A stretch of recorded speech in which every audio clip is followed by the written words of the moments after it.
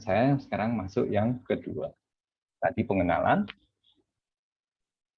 tentang roda gigi, sekarang gaya. Moga-moga nanti Anda bisa pelajari sendiri tentang pengenalan lebih dalam tentang roda gigi. Pada prinsipnya seperti itu semua. Lalu gaya. Kita tahu antara dua roda gigi ini ada yang namanya line of action. Ini adalah N2 berarti dia sebagai penggerak, N3 sebagai digerakkan.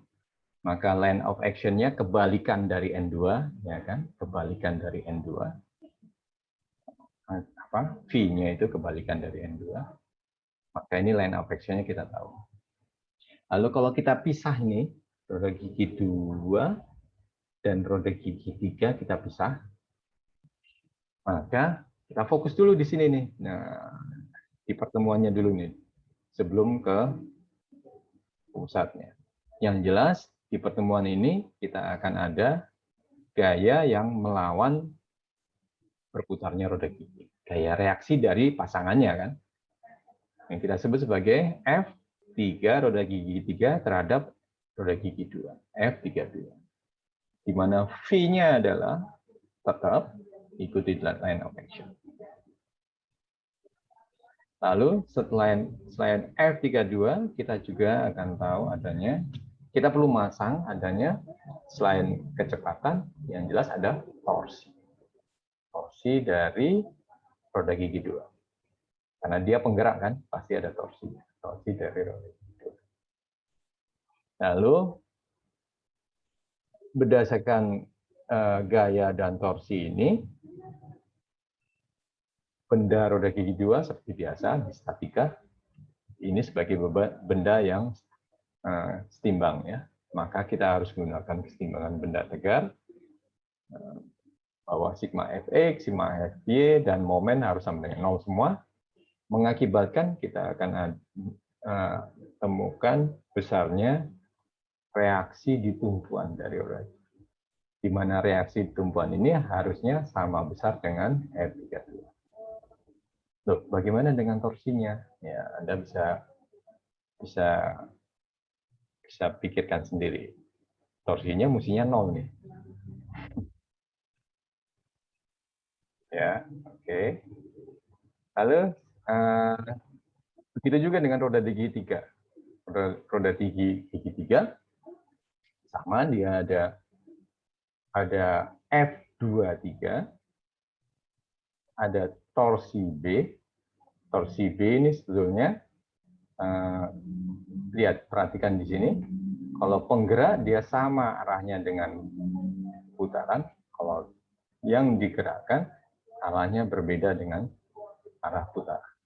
Karena dia sebagai pelawan ya, reaksi bukan aksi. Ya. Lalu dari detail ini ya, ada yang mau tanya? Saya melihat di rumus velocity itu ada angka 12, itu berdasarkan apa? Ini? Iya, betul. Oh. Ini apa? Kecepatan? Iya. Ya, satuannya apa? Feet per minute. Feet per menit. D itu apa? Diameter zero. Diameter. Satuannya apa? Inch. Nah, dari in ke feet berapa? Oh, gitu. Siap, Ya. siap. Terima kasih. Oke. Jadi hanya merubah unit ya. Oke. Lalu dari persamaan dari keseimbangan ini kita perlu perspektifkan lagi menjadi arah radial ada R-nya dengan tangensial ada T. Karena yang ke arah radial ini menjadi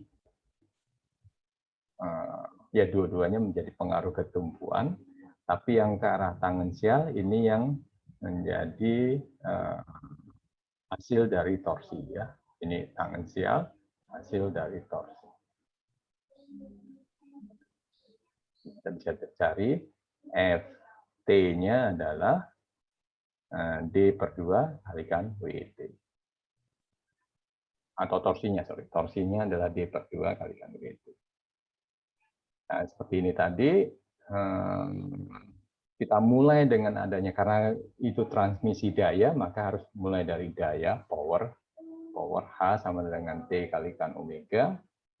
Lalu kita bisa mencari omeganya, ya. Kita ketahui ini RPM-nya biasanya. Lalu kita juga harus tahu konversinya dari LBF, HP dengan feet per menit. Harus dikalikan dengan 33.000. Kalau misalnya transmisinya kilonewton, maka faktor pengalihannya berbeda.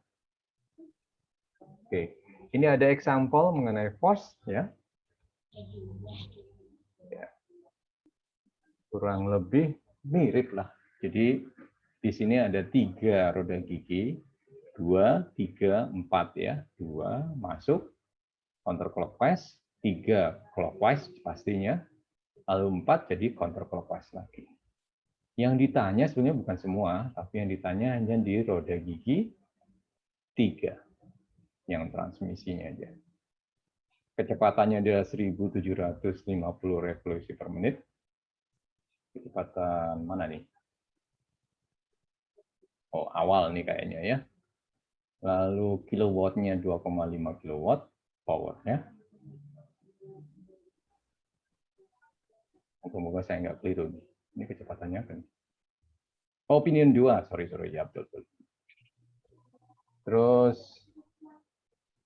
giginya punya 20 derajat angle of attack-nya, lalu full depth system. Jadi dia dari tabel bisa kita tahu. Nah, modulnya atau kebalikan dari diametral pitch adalah 2,5 in. Oke. Yang ditanya adalah free body diagram, oke. Lalu cari force-nya. Free body diagram seperti biasa, ini putarnya demikian, maka angle of attack-nya kebalikan dari putaran 2, 20 derajat. Lalu kalau ini putaran yang sana, maka ini ada gaya reaksi ke sana, gaya reaksinya dari 2 ke 3, F23. Lalu sebaliknya ini berputar, jangan lupa ini berputarnya berarti ke sana ya, clockwise ya. Clockwise, maka dia ada gaya reaksi dari 4 ke 3. Clockwise, maka dia V-nya kebalikan dari clockwise, counterclockwise. Ini mesti banyak latihan nih sebetulnya. Lalu setelah itu diperspektifkan ke arah radial, ke arah tanggalnya, radial, tangensial semua. Lalu kebetulan yang ini radialnya masuk ke poros.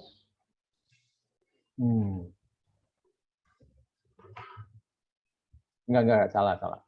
Tangensial ini dikurangi radial 23 masuk ke poros. Tangensial 23 dikurangi radial 43 masuk ke poros. Jadi semuanya dalam keadaan setimbang semuanya. Ini saya tahu besarnya ini dari mana, Pak? Dari semuanya dari rumus kesetimbangan. Ya, nanti akan disebutkan di sini. Kita mulai dengan cari geometrinya dulu, diameter of gear 2 dan 3. Kita tahu modulnya, maka diameternya kita tahu, rumus N kalikan modul.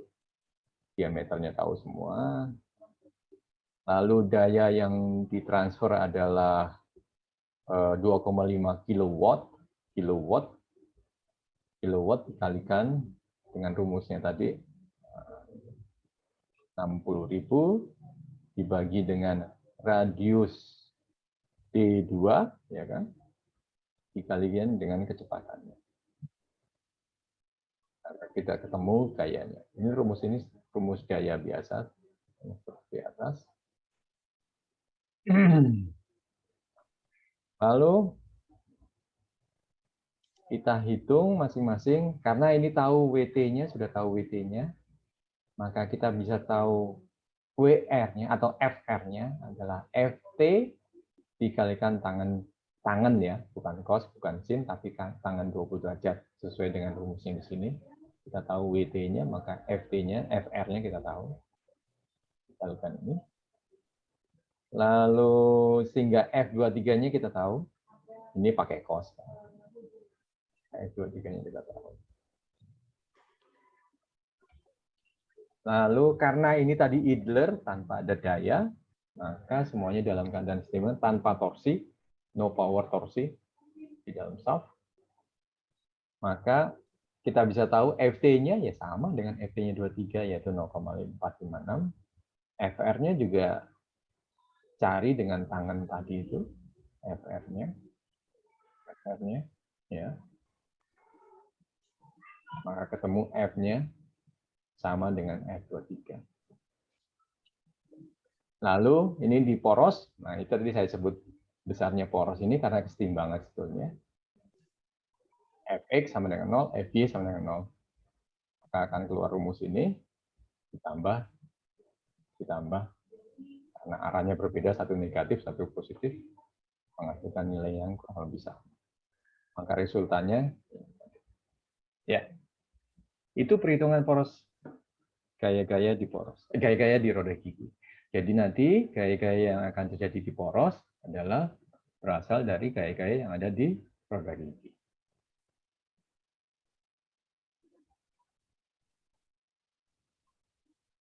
Ya.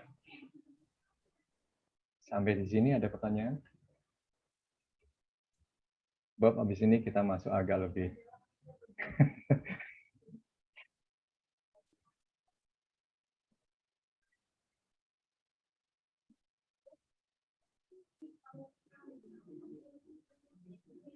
Agak lebih dalam.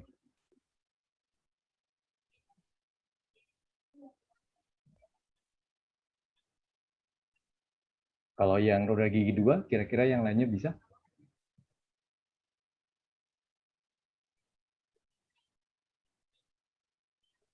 Atau misalnya roda gigi 4? Jawabannya sebenarnya sama dengan yang ini roda gigi 2. Ya, seperti ini nanti. Roda gigi 4 seperti ini. Jadi dia ada torsinya. Ada torsinya. Torsi yang ini searah dengan RPM. Torsi yang satunya berlawanan dengan RPM.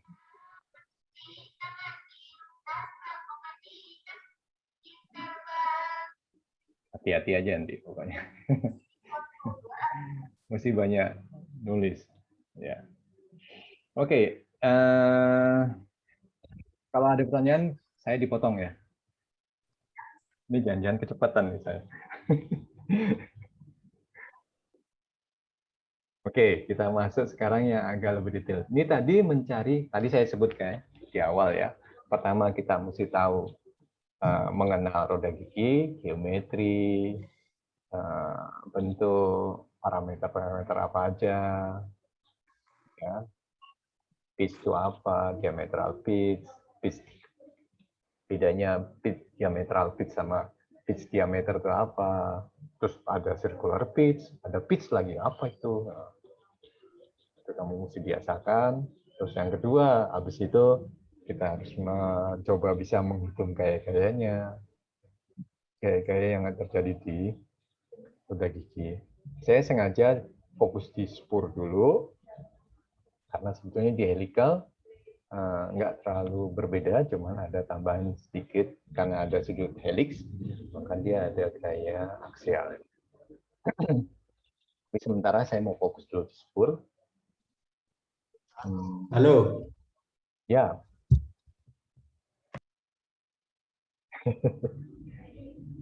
Tadi siapa tuh? Kevin.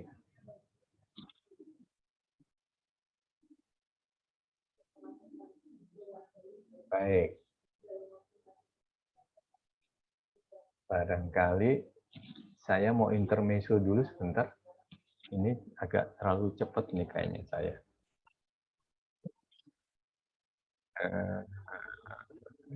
Tadi yang belum saya coba. Ini tadi. pitch circle in contact. Jadi pertama pitch circle-nya, make sure pitch circle-nya di dalam contact. Terus langkah selanjutnya apa ya kira-kira? Barangkali teman-teman ada yang bisa tahu. Di sini ada pressure line at desired angle pressure. Kayaknya udah benar deh ini ya, langkah kedua ya. Pressure line ya. Barangkali ada yang mau kasih bantu saya untuk nyusun urutan menggambarnya. Terus apa? Oh, ini Pak, menggambar base circle-nya Pak. Setelah Base kita circle. gambar line-nya, kita langsung gambar base circle-nya. Oh betul, betul. Habis pressure line kita gambar base circle.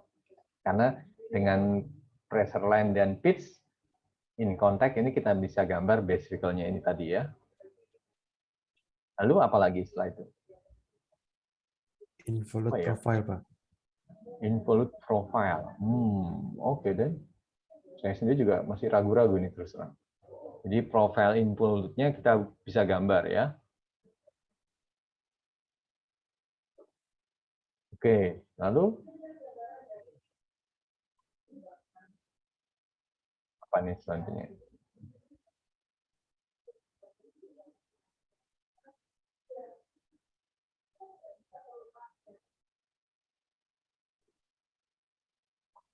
Tooth spacing from circular pitch.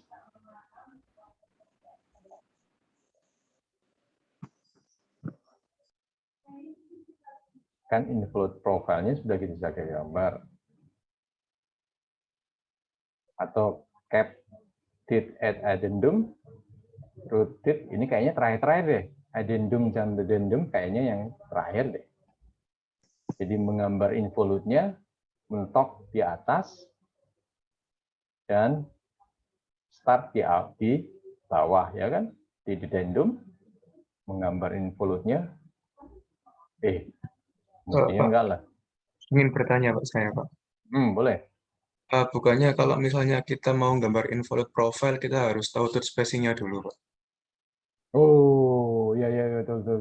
Jadi harus tooth spacing dulu ya. Gimana tahunya kalau nggak tahu tooth spacing-nya kita gambarnya gimana? Oke, good lah. Tooth spacing-nya karena kita udah tahu pitch. Ini kayaknya involute-nya setelah ini ya, atau gimana nih? Saya juga terus terang saya agak ragu-ragu nih switching-nya. Apa tooth spacing-nya dulu ya kayaknya ya? Karena pitch-nya kan kita udah tahu tuh. Pitch-nya udah tahu ya. Iya kan? Kita udah tahu pitch-nya, circle pitch circle-nya ini. Benar nggak saya?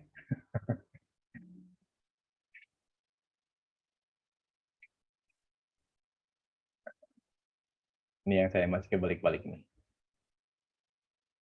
Kalau menurut saya Pak, kan tadi di gambar-gambar di awal kan kayak lingkaran ini, lingkaran kirinya dibagi partisi-partisi segitiga itu ya Pak ya. Bukannya partisi-partisi yang segitiga itu adalah tooth spacing-nya Pak. Jadi kita gambar segitiga-segitiganya dulu, baru kita tarik garis yang tegak lurus sama tadi garis jari-jarinya. Nah itu Pak, yang bawah-bawah. Nah itu, Ini. iya. Kita gambar garis yang A4 ini kan jarak dari garis normal yang vertikal sumbu Y ke A4 kan itu kan tooth spacing-nya Pak. Nah, kita baru bisa tarik garis A4 B4 ini setelah tahu ini namanya tooth spacing-nya kalau menurut saya. Oke. Good. Tapi agak keliru sebetulnya. Jadi A4, A3, A2, A1, A0 itu bukan tooth spacing. Ya. Itu hanya menggambarkan saya menarik, ini jadi ceritanya saya buat benang keliling lingkaran ini, lalu saya mau buat involute-nya. Bagaimana cara membuat involute-nya? Yaitu benang yang saya kelilingi di silinder ini, saya angkat sedikit ke B1, angkat lagi ke B2. Sebetulnya B1, B2, B3 ini nggak tertentu, bebas. Cuman yang jadi perhatian bukan masalah B1, B2, B3 atau A1, A2, A3, A4, tapi menggambar involute-nya ini. Ya.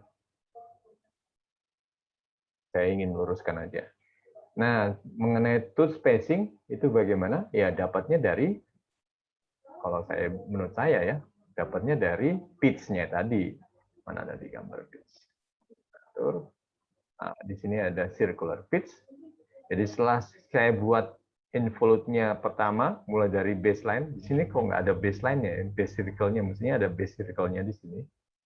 Lalu saya bikin involute-nya, lalu saya potongkan di addendum, lalu ini saya teruskan ke bawah, bukan involute.